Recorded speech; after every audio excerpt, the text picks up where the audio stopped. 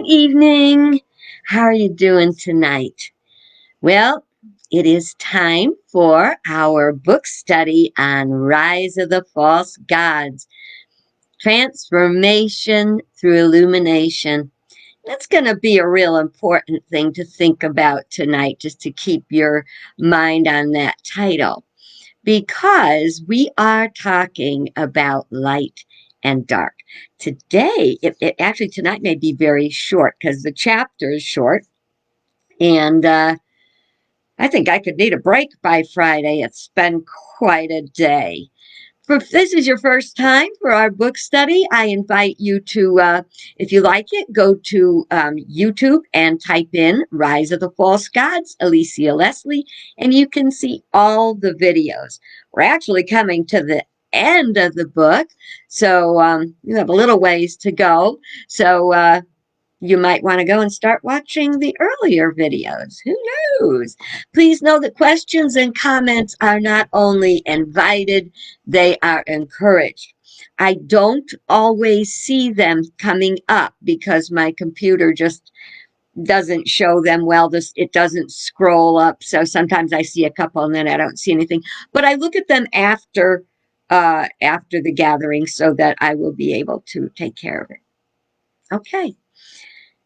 No Tish tonight. She's in her kitty cave, and she may come out and visit us. She usually does. Usually she's telling me, hey, isn't it time? All right. So tonight's study is on page 180, and it's probably not going to be the most uplifting, because it's kind of straight talk that you may or may not want to talk about. So let's just begin, okay? It says, it would not be possible to clean our house well in the dark. We couldn't see what to keep and what to discard. We wouldn't be able to wash away spots, or we would probably trip over items that were out of place. It's the same thing with cleansing the temple of the mind. Much of the clutter in the darkness is called error thinking.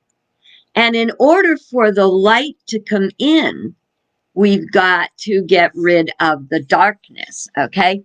Sorry, I'm just having trouble adjusting, so I like what I see tonight.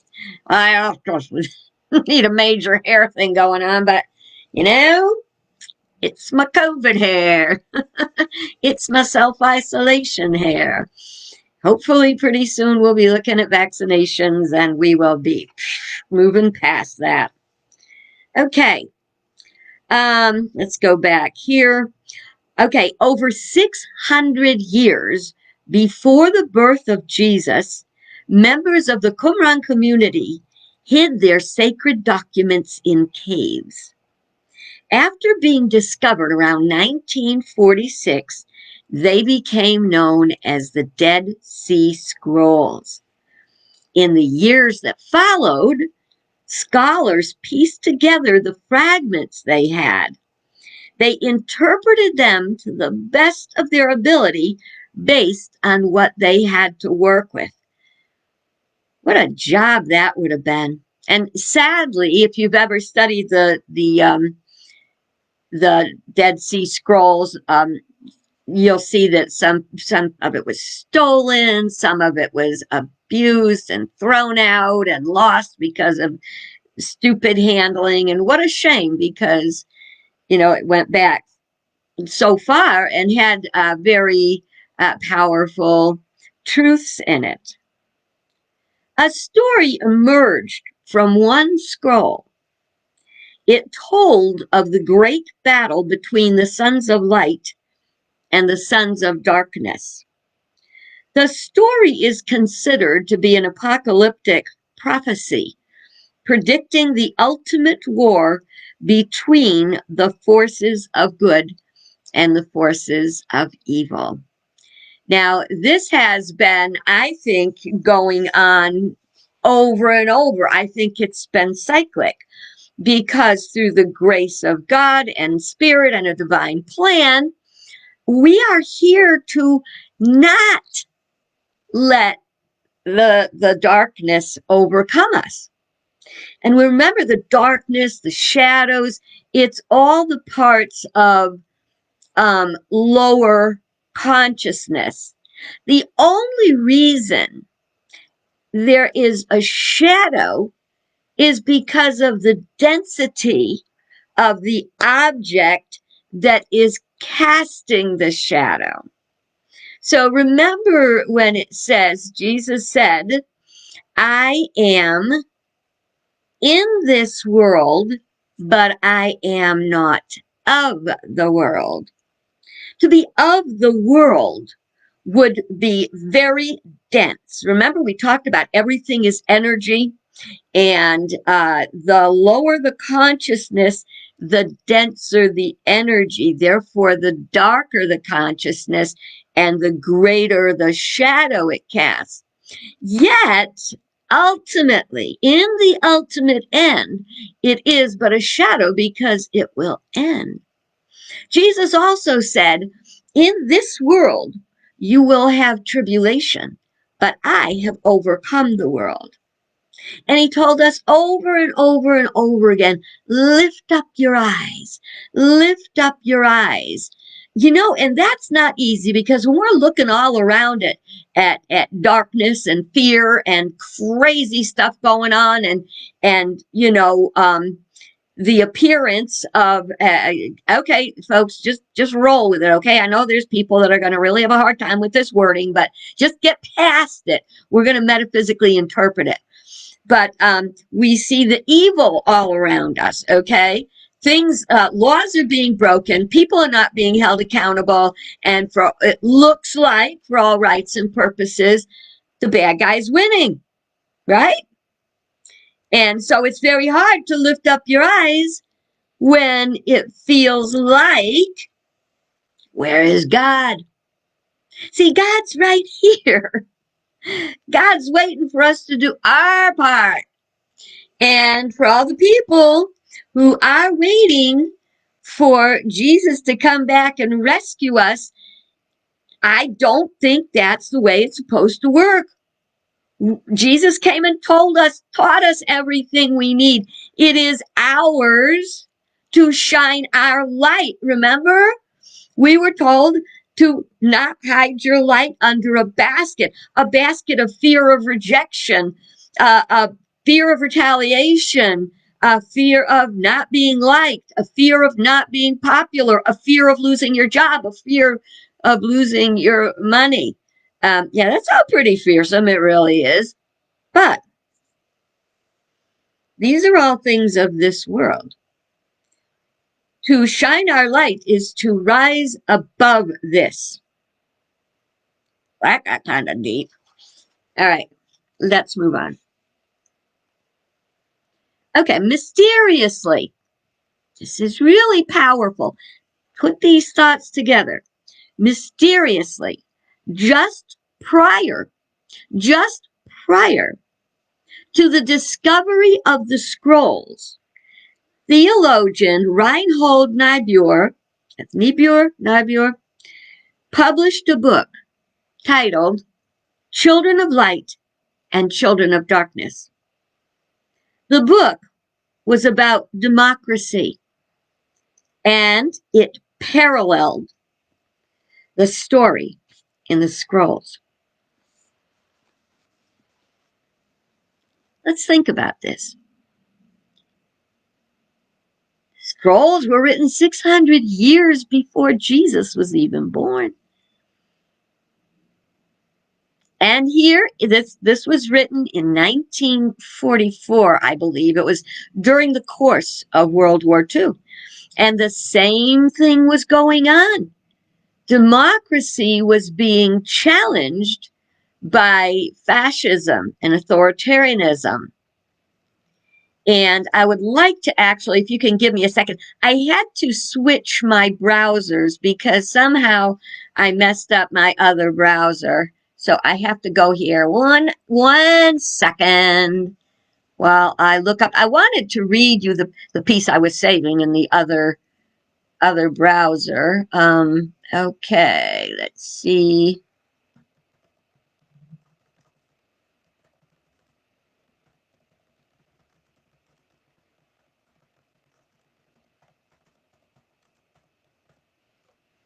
Okay, let's see if we can bring that up. No, and of course it didn't. Let's see, go back. I'm going to look up. I'm sorry about this. I just realized that I had left the other browser where the other part was. Okay, let's type in his name. Ah, lordy, lordy. Okay, it's Amazon where we get our books, right?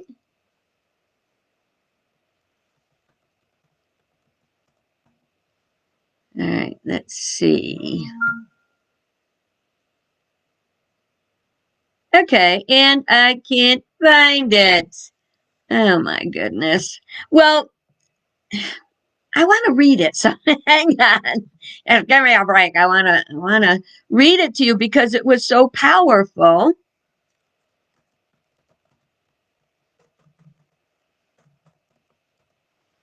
Okay, let's see if this will do it. Ah, there it is. Okay. The Children of Light and the Children of Darkness was first published in 1944, and it's considered one of the most profound and relevant works by the influential theologian Reinhold Niebuhr.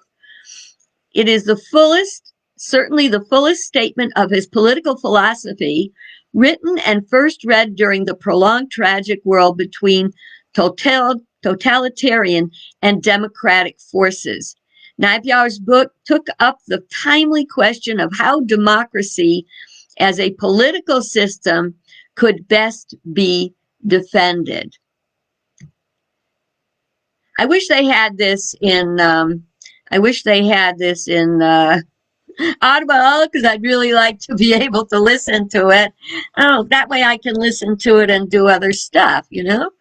Okay, most proponents of democracy, Niebuhr claimed, were children of light who had optimistic but naive ideas about how their society could be rid of evil and governed by enlightened reason.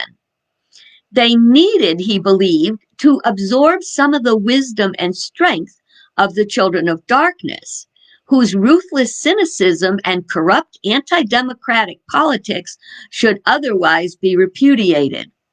He argued for a prudent, liberal understanding of human society that took the measure of every group's self-interest and was chastened by a realistic understanding of the limits of power. It is in the foreword to this book he wrote, "Man's capacity for justice makes democracy possible, but man's inclination to injustice makes democracy necessary." I don't know about you, but I think that is mighty powerful, and it does reflect where we are today. Okay? It can be very intimidating if you are not grounded in your faith. If you don't know that spiritual principle, we're here to learn and we're here to evolve individually and collectively. What the children of light and children of darkness essentially is about is the children of darkness are all about self, about me, my, mine, and self-power. And they are, when it says they're wise, I think he means they're wily. They can think of things, but they're thinking of things in the lower two quadrants of consciousness, not the higher ones. Now, see, this happens in our personal lives, whereas the book is about government. The light and the dark is in our personal lives as well. Now, a lot of people in Unity will jump all over me for using words like evil and darkness. And I try to say it's not about me denying that darkness and light are different, and there is definitely an appearance of evil in the world, because evil is lived spelled backwards. It is living in a way that is contrary to the spiritual principles that will create the wonderful world we wish to have, that works for all, that is not corrupted, that the consciousness is not corrupted by the senses, personal power, money, and those kind of things. All right.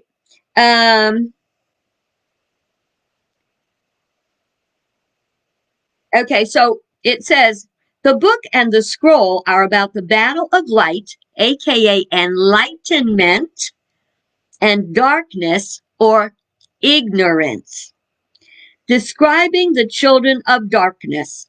One identifying trait is there is no law beyond self. So wherever, let's take our personal lives, for example. I'm trying to think of a personal situation beyond my own. I'm tired of bearing my soul to you every time I turn around, sharing all my dark spots in my life. Let's talk about murder. That's a fun topic. One may think if one has no law except to themselves, they would think they can murder a person and solve their problems. Even if they never got found out, that murder is never going to solve their problems. Because you know what? The universe is going to provide another person of that consciousness that's going to be in your face, and the issues you had with that person are going to become even worse. That's the way. It's all about growing. Remember, we talked about it. It comes up for healing. So this darkness has come up for healing. And the thing is, it's trying to terrify us. That's why they're called domestic terrorists. In our own case, we get terrorized by our own fears, our fears of losing our job, of getting COVID, of losing a loved one. And if we get so into that lower consciousness, we're going to live in our own hell and continue to create circumstances. So the idea is to consistently work on elevating our consciousness to truth. Jesus said, lift up your eyes, look beyond this. And remember, we talk about thinking out of the box. Out of the box says that murdering someone will get them out of will solve all my problems. It doesn't work. You keep creating problems. If people do not have a prosperity consciousness and they win the lottery, no matter how much money's in it, it is not going to ultimately work for them. It's going to eventually, many people that win the lottery wind up in poverty worse than they had before they started, because they don't have prosperity consciousness. Whereas someone that has prosperity consciousness will always have enough. One way or another, it comes to them. As long as they think they might have to steal it, they're going to steal and lose, steal and lose, steal and lose. On the big scale, the only example I can use right now, and I apologize that this is political. I try so hard not to do politics, but that's really what we're dealing with.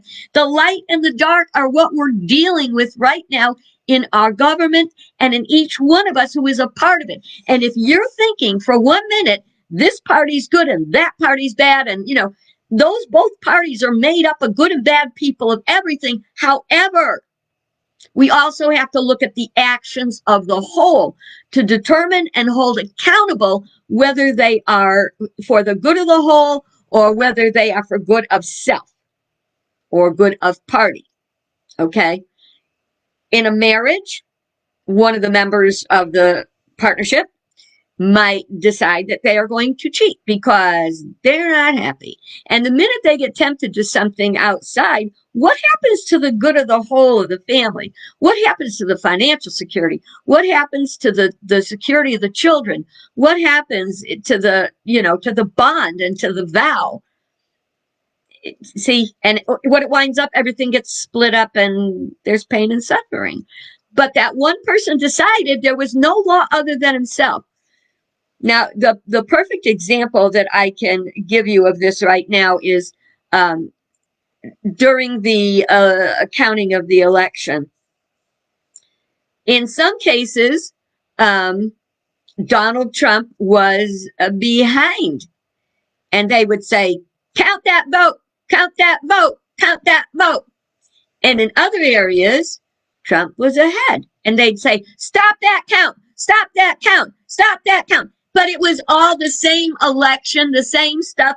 You have to have a law unto yourself, beyond yourself. That's why he says, I am the Lord your God. You shall have no strange gods before me. So that is spiritual principle. That is the ultimate law of cause and effect.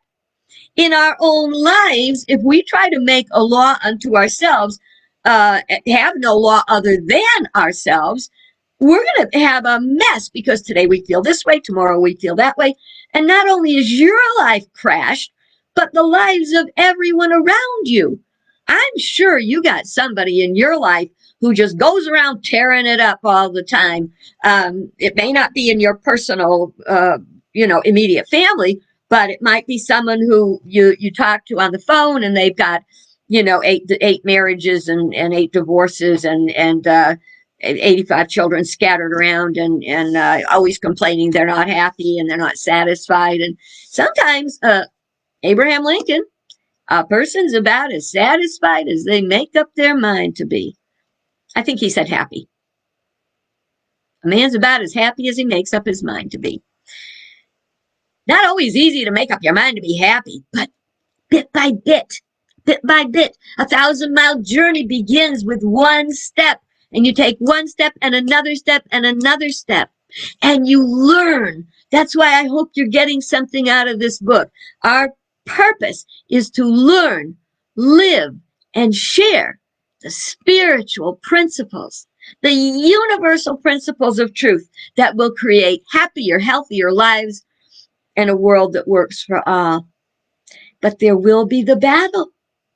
The battle is on, whether we want to admit it or not. We can sit in a corner and pull a blanket over our head and wait till it's over. But you're probably not going to like the outcome. You have an opportunity to be a part of a good outcome. All you have to do is be the truth that you believe, and don't be afraid to share it. Doesn't mean you go pounding it over anyone's head. Okay.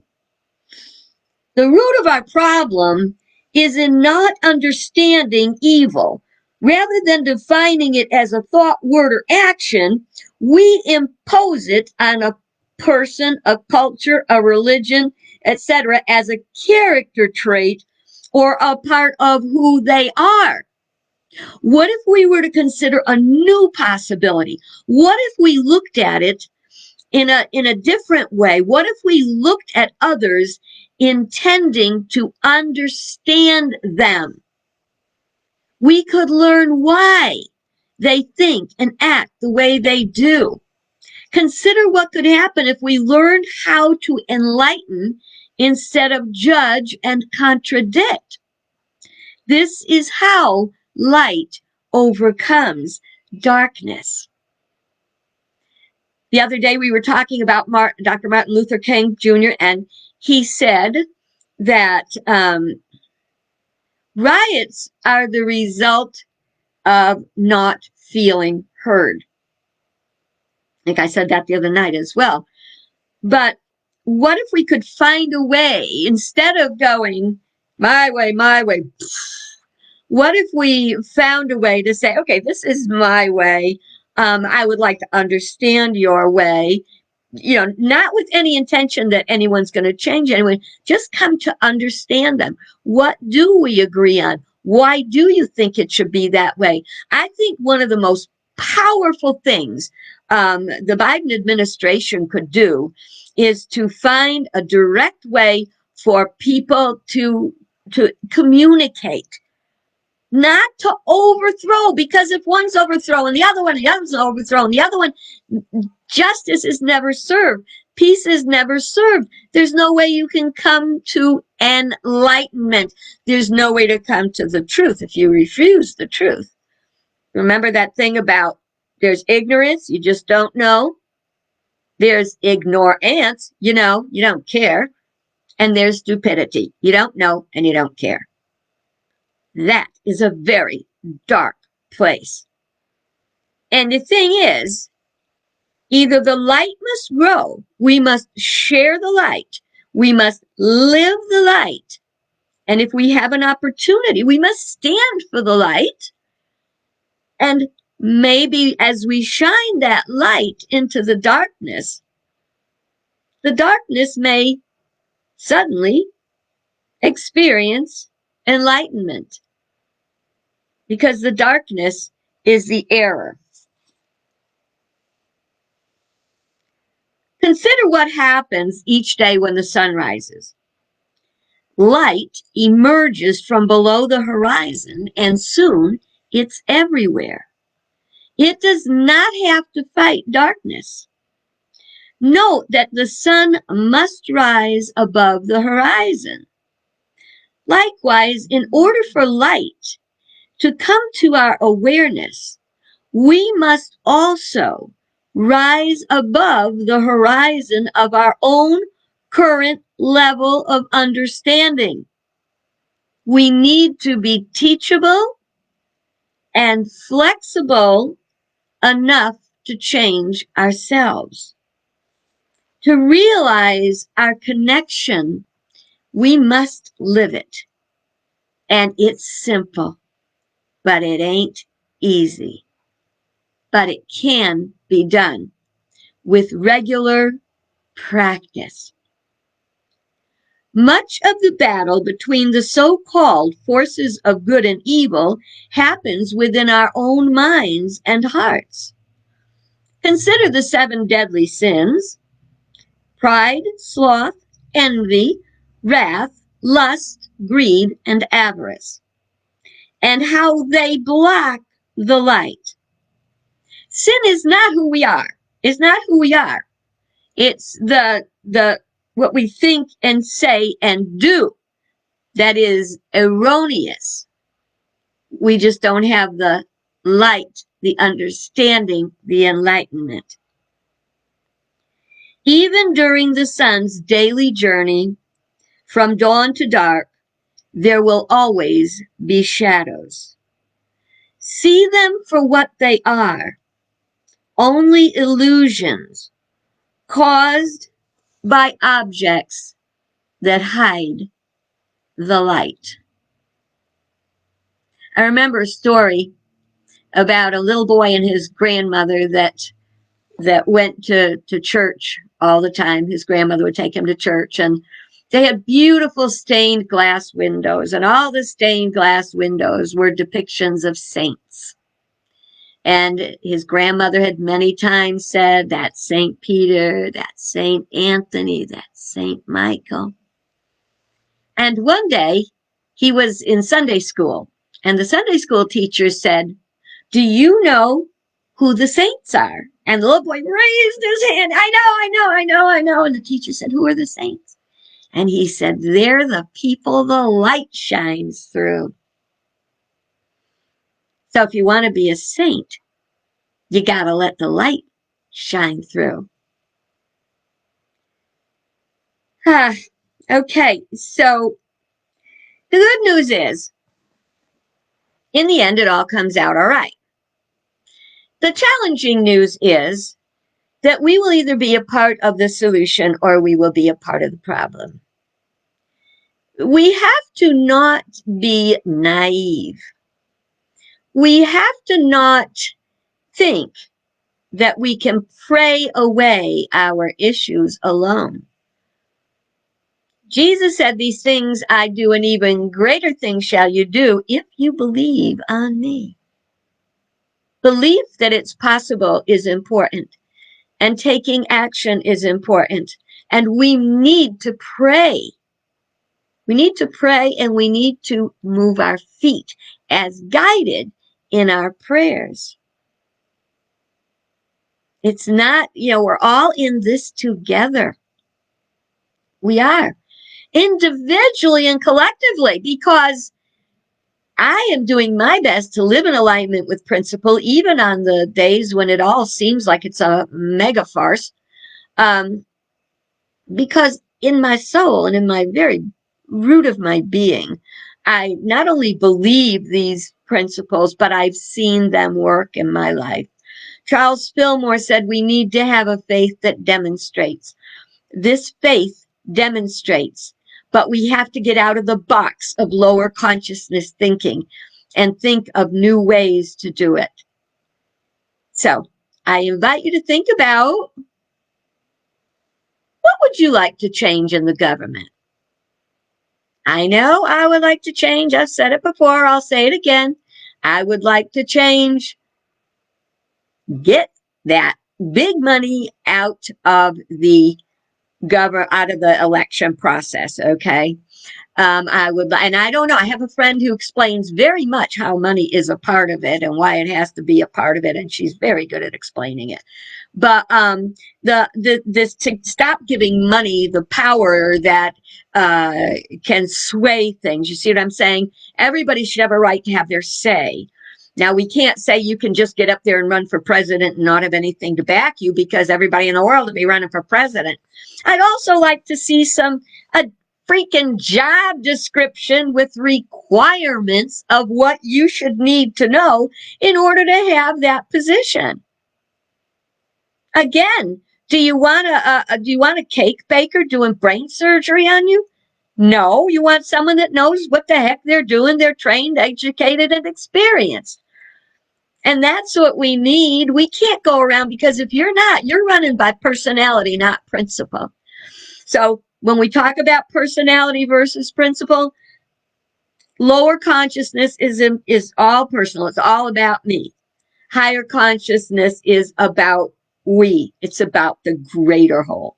Okay, I do go on. I went over time. What the hey?